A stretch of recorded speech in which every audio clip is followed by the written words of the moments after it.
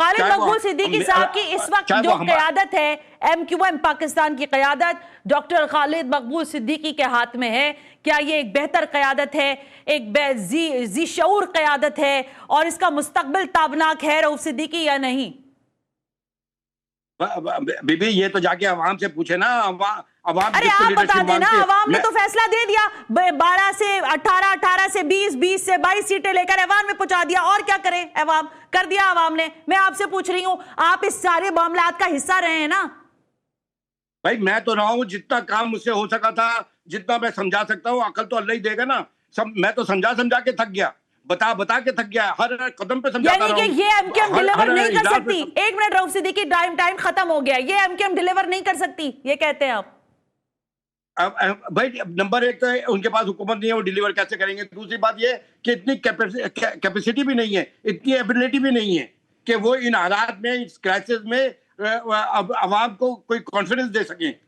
عوام کو کانفیڈنس دے، میں ان کے ساتھ ہوگا، میں ان کی جوتے صاف کرنے کے لیے تیار ہوں۔ جائیں عوام کے اندر، عوام سے بات کریں، یہ کہانیاں والی نہیں چلے گی، 27ویں ترمیم، 18ویں ترمیم، 22ویں ترمیم، 21ویں ترمیم، ہائی کورٹ، سپریم کورٹ، یہ نقشے بازی بند کرو یار۔ آپ چاہتے ہیں ماضی کی سیاست پرورش پائے، پروان چڑھے، دوبارہ حکومتوں سے نکلے، پھر حکومت میں جائے، رات کو فون آئے، دن کو فون بند ہو، آپ وہ سیاست چاہتے ہیں شہر کے اندر؟ نہیں، یہ تو میری بات سنیں، یہ سب پارٹ اینڈ پارشل رہا ہے اور ایسا ہوتا ہے، یہ کوئی نئی بات نہیں ہے۔ کتنے لوگ دفعہ آتے ہیں، کتنے لوگ جاتے ہیں۔ کیا وفاقی حکومت 20 مہینے میں، 18 مہینے میں ٹپل ڈاؤن نہیں ہوئی؟ نواز شریف کی 2/3 میجورٹی 18 مہینے کے اندر زمین پہ پڑی ہوئی تھی۔ بے نظیر کی حکومت 3 دفعہ گئی ہے، نواز شریف کی حکومت 10 دفعہ گئی۔ یار یہ کہانیاں تھوڑی ہے کہ ایک دفعہ، یہ صرف کہنے کی حد تک تو ٹھیک ہے، گالیوں کا جواب دینے کے لیے تو یہ ٹھیک ہے، گالیوں کا جواب پہ اس طرح پہ یہ سارے لوگ موجود ہیں، یہ گالیاں دیتے رہیں اور تنخواہ کماتے رہیں۔ لیکن میں یہ کہہ رہا ہوں، میں خدا کی قسم، میرا اللہ گواہ ہے، میں کسی کی ذاتی بنیاد پہ نہیں کہہ رہا ہوں، میں ان کے لیے بھی یہاں پہ دعا میں نے کی ہے کہ اللہ ان کو ہدایت دے، یہ کام کریں، آگے عوام کے لیے کام کریں، عوام کو سوچیں۔ لیکن میں سنا، آپ کو میں بتا رہا ہوں، اپنا کیمرہ لیجئے، گلیوں میں جائیے، کراچی، حیدرآباد، نواب شاہ سکر، ابھی آپ بتائیے، کراچی بچاؤ تحریک شروع ہو رہی ہے، اور بھائی حیدرآباد بچاؤ کون چلائے گا تحریک؟ نواب شاہ بچاؤ، میرپور خاص بچاؤ، یہ کوئی بات ہے یار؟ آپ پورے سندھ کے شہری علاقوں کی نمائندگی کر رہے ہیں اور آپ کراچی، یعنی یہ تو وہ بات ہے جو انجمنیں کرتی ہیں چھوٹے چھوٹے گلیوں محلوں میں۔ آپ کو بڑے کینوس کے اوپر آنا چاہیے، آپ کو ان لوگوں سے بات کرنا چاہیے جنہوں نے آپ کو سپورٹ کیا ہے، ان سے جا کے بولو کہ یار ہم کو ڈیلیور کرنے کے لیے کچھ تو دو، اور وہ دیں گے وہ۔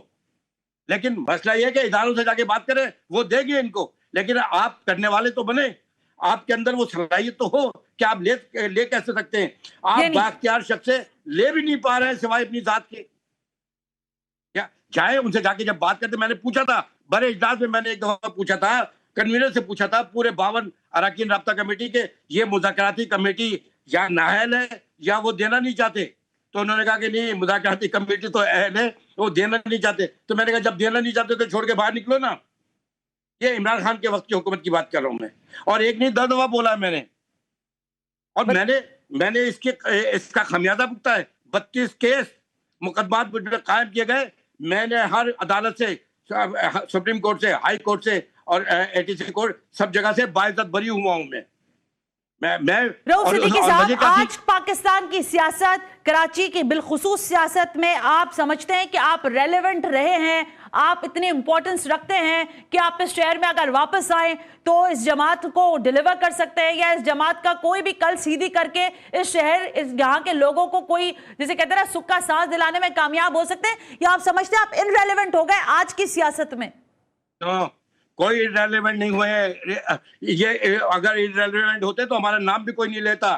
ہم گلی محلہ میں تو آپ کو بھی کہہ رہا ہوں، سنا آپ چلیے اعلان کر دیجیے، ابھی میں 3 دن کے اندر 50 لاکھ لوگوں کو باہر نکال کر لے کے آتا ہوں سڑک کے اوپر۔ آپ ذمہ داری تو اٹھائیے۔ اور ہم شاچن گلیشیر نہیں مانگ رہے ہیں، ہم کشمیر نہیں مانگ رہے ہیں، ہم مانگ رہے ہیں کہ پاکستان کی، کراچی کے عوام، سندھ کے عوام کو ایک ہوپ، ایک امید تو دے سکے ہم۔ آپ معذرت دیجئے گا رؤوف صدیقی صاحب، معذرت دیجئے گا مجھے اس جملے کو اختیار کرنے پر، آپ ایک بے روزگار سیاستدان نہیں ہے، یہ لفظ میں نے اختیار کیا ہے مصطفیٰ کمال صاحب سے، مستعار لیا ہے صرف پوچھنے کے لیے، آپ یہ سمجھ لیں۔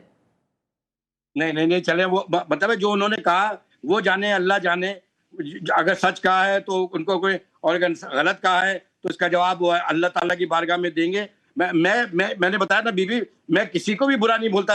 आपने मेरी पूरी जिंदगी देखी होगी, हुक्मरानी में भी मैं मीडिया से बात करता था, मैं कभी किसी को गाली, और मैं गलियारा नहीं हूँ, मैं गाली नहीं करता, और अल्लाह मुझे ये तौफीक भी ना दे। जिसने कहा वो जाने और अल्लाह जाने, मुझे कोई फर्क नहीं पड़ता। मैं तो अपने अल्लाह ताला से इज्जत मांगता हूँ, इज्जत सारी की सारी अल्लाह की है। बेशक।